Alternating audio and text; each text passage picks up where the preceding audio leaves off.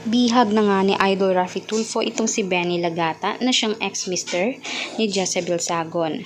At makikita naman natin sa mga mata ni Jezebel na talagang naiiyak na siya.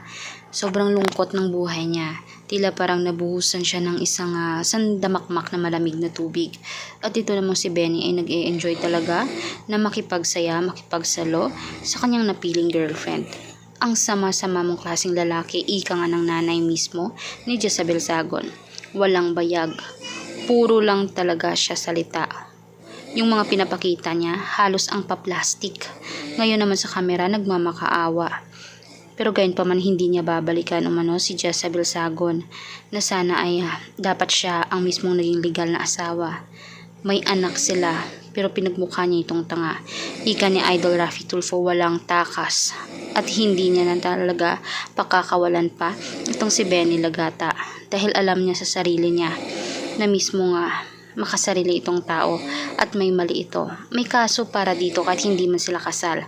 Pero legal na kasong maaaring ipataw sa kanya. Kaya humanda siya. At ngayon, dahil nga nasa Tulfo in action na siya, sikat na siya at laglag pa ang pangalan niya. Yung career niya, sira na. Ang pinaghirapan ng mga magulang niya ay sinira din niya mismo. Karma lamang umano ito sa kanya.